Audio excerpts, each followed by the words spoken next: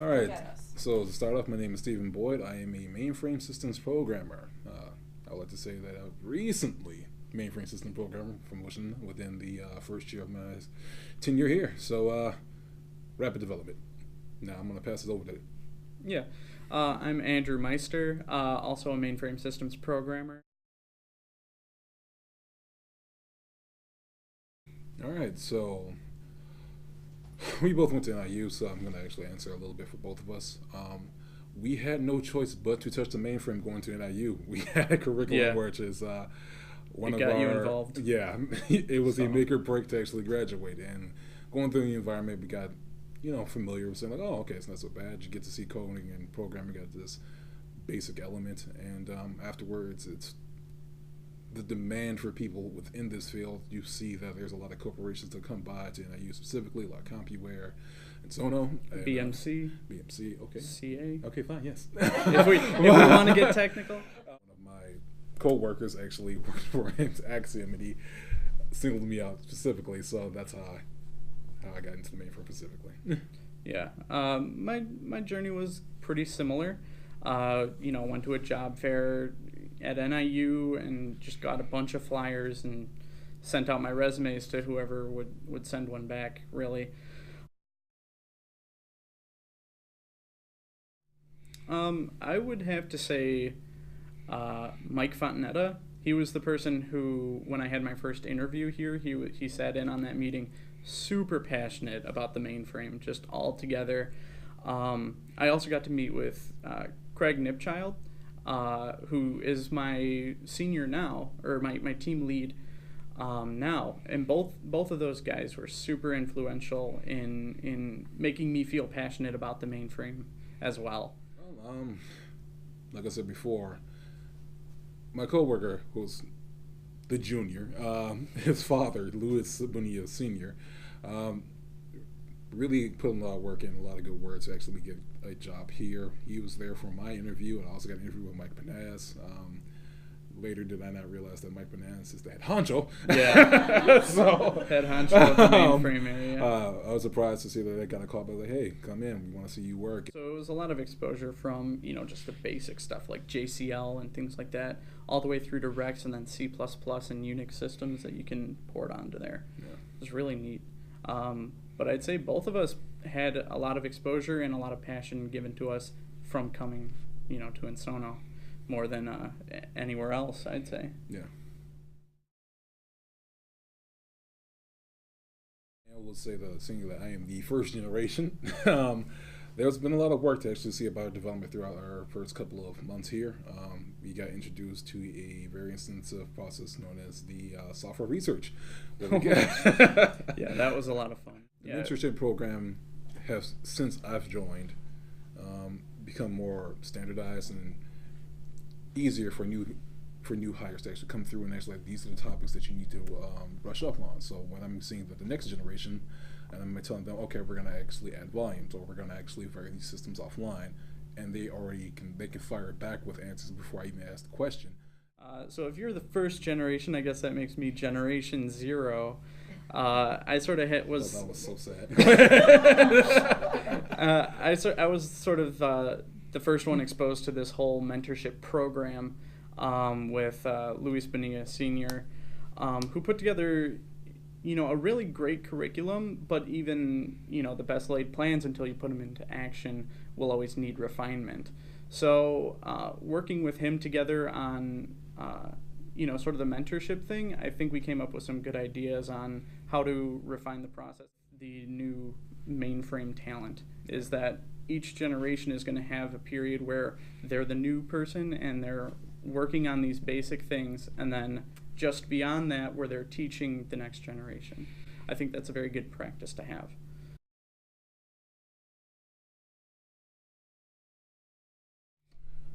As far as feeling the responsibility coming on, yeah.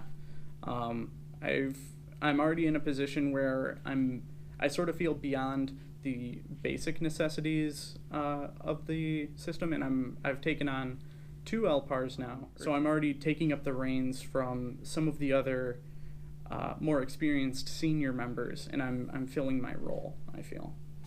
And I think you've got sort of a similar thing in the area you're heading in, yeah? Yeah, let's see here. We recently had someone retire, so therefore all roles and responsibilities that he was actually participating fell onto me, which was a very interesting process itself. Seeing that knowledge transfer process, which was quick.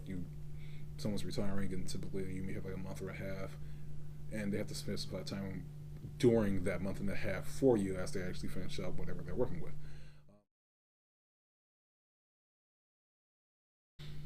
Just the feeling of accomplishment, I would say. I used to work a job at as a QA technician, and it was a lot of you come in, you check a few truck parts, you go home.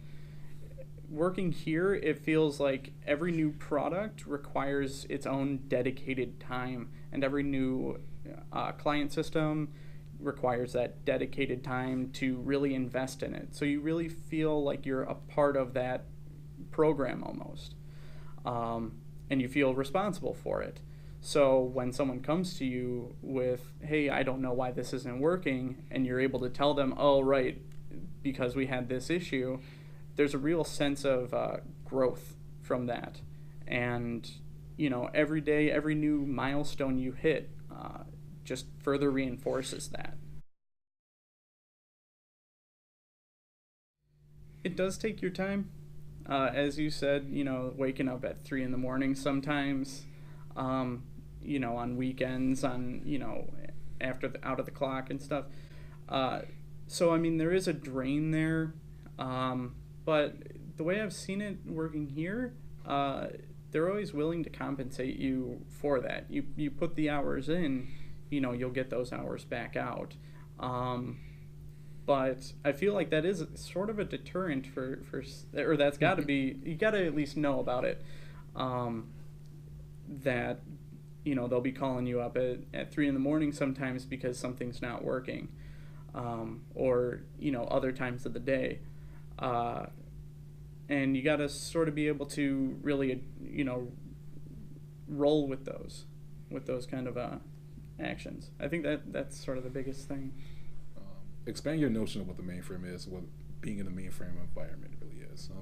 There are notions, even when I first started to come here, about, oh, you're in the mainframe, you're stuck.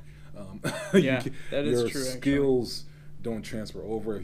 I worked in Java all my life. How am I going to go to mainframe? I worked in or even vice versa, where it's like you're in the mainframe now. How are you going to expand your skill set? If the worst would happen. Right. Your skill set will be applied wherever you go. What you've learned in the mainframe is not that they're not mutually exclusive, these environments. And also, the lifestyle that you're going to have. I have met some pretty great people. I've gone through numerous locations. I've been able to live a life closer to what I expected to be like after college. If you wanted to be a developer, if you wanted to be create the next killer app, you can still do this within this field. It's not limited to just distributed systems. You have to understand, have a better grasp of what you want to do in life, and understand that this is something that the mainframe can provide for you.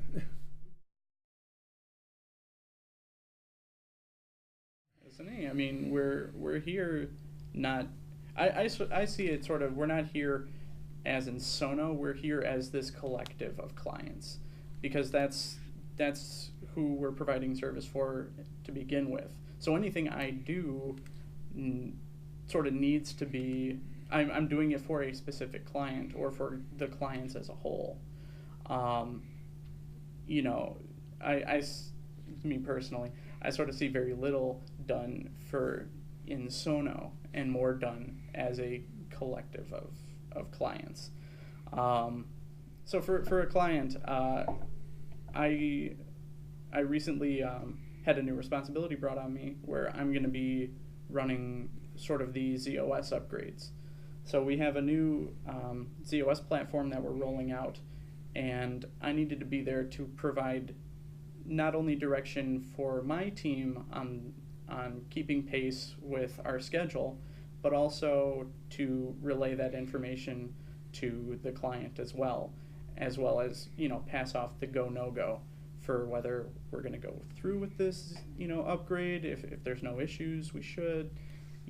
but there's always that constant contact with them that, I try to encourage. I guess the first thing is, why do we have this client? What do they need from us? What do they expect from us? And how can we go beyond these expectations? I've had many conversations with a certain client that he has mentioned earlier. And it's an interesting tango. When you're in technical support, you are supposed to be, let's actually go with definition. You are a resource for that particular issue, for whatever field that you're working with. So when you're talking to the client, you have to come to the idea that these are people who are coming to you for a service that cannot necessarily speak the same language that you are speaking. Your job is to make sure that they'll ask for a request, and it's like, they think they know what their problems are, then you can show them, no, this is something else. We can actually go ahead of you. We can actually do something for you to actually give you I can see the root of your problem, and these are why you're experiencing this. Right. The root of the problem, or and also like the fix that's going beyond what you were even expecting to begin with. We can fix it and just leave. We can have all of our systems.